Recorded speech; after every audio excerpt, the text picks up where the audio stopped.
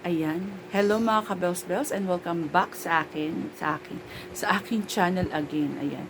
So ngayon is mag-update tayo ng product na na-review ko na before, which is yung Bennett soap na from Thailand. Nagamit ko na siya for almost 1 month kasi naubos na siya. Wala na siya, naubos na siya. So, na-review ko siya, I think 7 days ko lang siyang na-review. And ngayon is, meron na talaga akong masasabi sa kanya kung talagang anong, may effect ba talaga.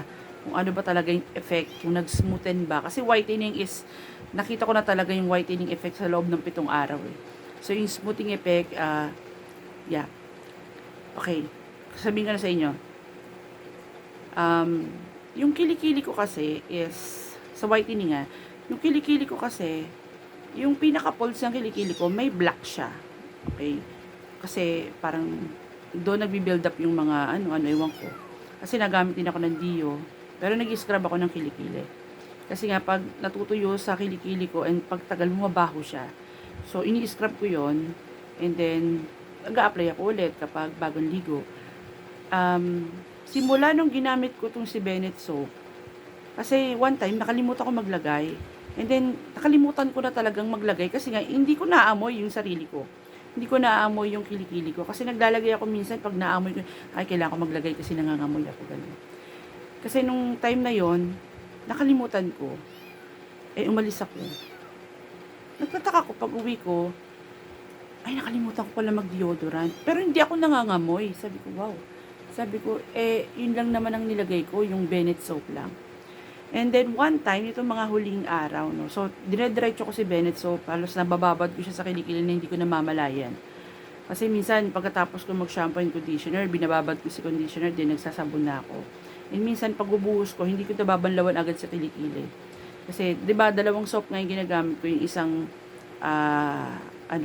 yung coconut soap, yon. Hinuhuli ko siya, para more on moisturizing, yan, ganyan.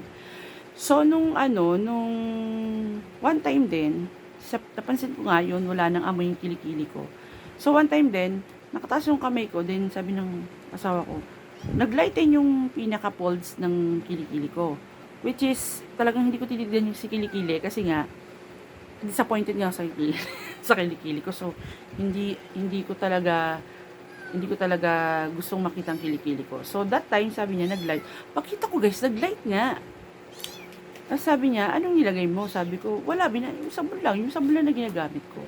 So, yun sabi ko, ang ganda ng effect, no? Hindi ko namamalayan, naglighten na siya.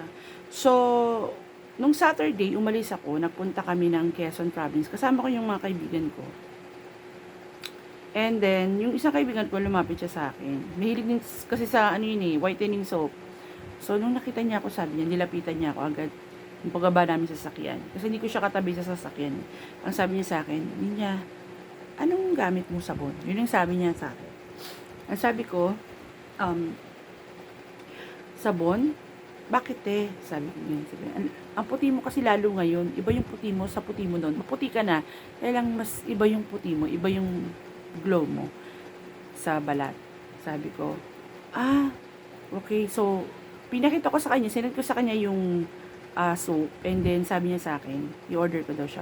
So, in-order ko siya, and then nag-order ako ulit. Kasi nga, ang ganda ng effect. Sa smoothen, ang ganda. Kasi guys, yung tuhod ko, ang gaspang yan. Lagi nahawakan ng asawa ko, bakit ganyan tuhod mo, bakit ganyan tuhod mo. Kasi nung bata ko guys, lagi akong nakaluhod. Lagi akong, pag naglalaro kami ng, ang kulit ni Peanut, pag naglalaro kami ng dampa, yung mga ano-ano, basta yung mga larong pambata, no, lagi akong nakaluhod. Kaya, siguro hanggang pagtanda, sumama siya, hindi na siya lighten, ganun.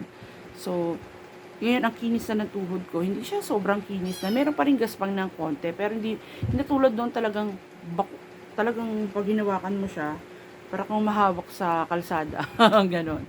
So, talagang magaspang siya. Pero ngayon guys, wala na yung gaspang, hindi na masyado. Meron pang konti, pero hindi na ganun ka-intense. Kaya, super thankful ako sa product na yun, and dahil doon, nag-order ulit ako ng isa. Kahit medyo mahal siya, pero nagtatagal naman siya na for a month.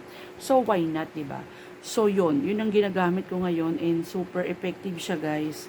Gusto ko lang i-update sa inyo in case na nahihiwagaan pa rin kayo, nag-iisip kayo kung bibili kayo, bumili kayo, guys. Dahil super tipid nito. Dahil ako, meron akong sabon na ginagamit na maganda rin, si Fiari soap. Ngayon guys, ang ginagamit ko is ibang sabon kasi naubusan na nga ako ng Bennett. So, dahil gusto kong mag-review ng iba pang sabon, bumili ako ng iba pang sabon. This is yung Piari soap din siya. Maganda rin yung mga reviews nito. So, might as well i-review. So, ito yung i-review ko ngayon, guys. Ayan. Ano din siya, para din siyang, ito yung Nalpamara herbal soap ng Piari.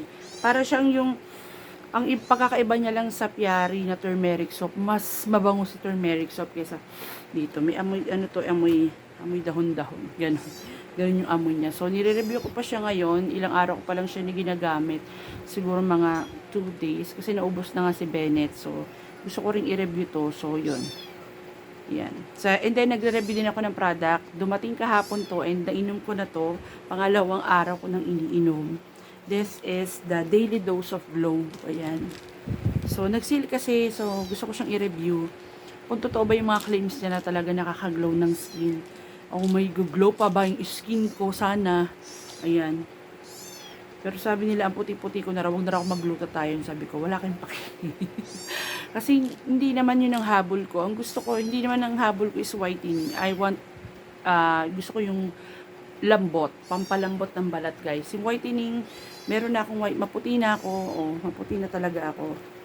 Hindi ko na kailangan magpaputi pa ng husto. So, okay na sa akin yung kulay ko. Ang problema ko is yung smoothing effect. Yung gusto ko yung malambot na balat. Kasi ayokong pakita yung tuhod ko sa inyo. Ang pangit kasi ng tuhod ko. Pakita ko sa inyo yung tuhod ko. Ha? Ayan ang tuhod ko, guys. Nakita niyo yan? Ayan. Nag-lighten na yan, no? Grabe dati yan. Super itim. Super itim na noon. Ayan, diba? Nakita nyo yun, nagbakbak yung mga itim-itim niya dyan. Ayan. Diba? Sabi ko sa inyo eh. So, itong kabila, nagbawakbak pa lang siya, guys. Grabe si Bennett soap. Binakbak na yung tuhod ko. Nagkaroon nga siya ng micro-peeling. Alam niyo sa mga part na talagang kailangan ng feeling. Yung mga gaspang. Totoo, promise. Nagbakbak yung mga maiitim na yung pinakamakakapal na parts ng aking tuhod. Ayan. So, si Siko is okay naman si Siko. Ayan. Ang Siko ko ay hindi na ako nag-i-scrub, guys. Matagal-tagal na rin. Pero okay lang naman siya. Hindi naman siya maitim. Ayan. Yun lang, ganun talaga yung balat ko. Marami siyang guhit-guhit. Kahit sa leg ko, ayan o. Kita nyo. Sa kamay ko. Oh. Hindi ko alam kung bakit. Pero bata pa ako, ganito na. Ganyan na siya. Hindi maganda ang kamay ko, guys. Ayun, tinakin nyo. Maputi siya, pero kulukulubot. Kaya gusto ko talaga yung ng pampalambot ng balat.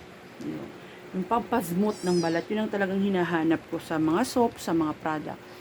So, yun mga kabels-bels. Thank you for watching. Sana kung naghahanap kayo ng sabon, must try talaga to si Bennett soap. And ito nga is nire-review ko pa lang ibang mga soap kung pwede rin. Kasi mas mura to kaysa doon.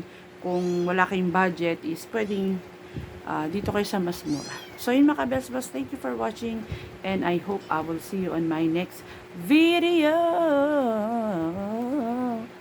Bye.